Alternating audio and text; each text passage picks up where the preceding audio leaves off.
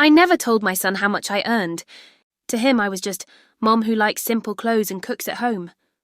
He thought I lived modestly because I had no choice, not because I preferred it. The truth? I earned more than he could imagine each month, but I wanted him to grow up valuing people, not price tags. One day he called, sounding both excited and nervous. "Mum, come to dinner with my wife's parents. They really want to meet you." I agreed, but I decided to conduct a quiet little experiment.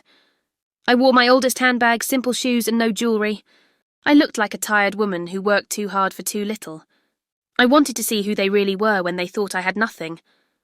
The moment I walked in, the room changed. My son's mother-in-law glanced at my shoes, then at my dress, then gave a thin smile. "Please sit over there," she said, pointing to a chair slightly away from everyone. They talked loudly about vacations, cars, and successful people. No one asked me anything. When I tried to join the conversation, the father-in-law interrupted. "These topics may be difficult for some to relate to." My son looked uncomfortable but stayed silent. Dinner was served. My plate was the smallest.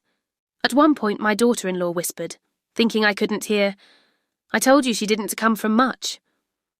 I smiled politely, but inside my heart sank.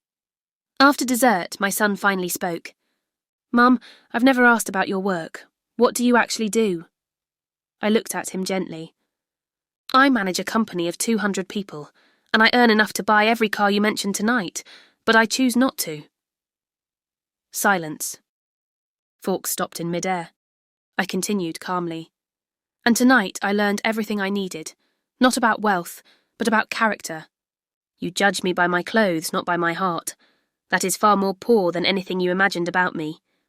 My son's eyes filled with tears. His wife stared down at her plate. The mother-in-law finally said quietly, "We are ashamed." I stood up and hugged my son. "I don't need your apologies.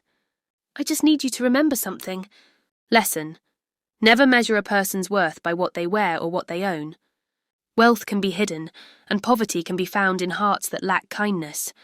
Respect everyone, because true richness is character, not money.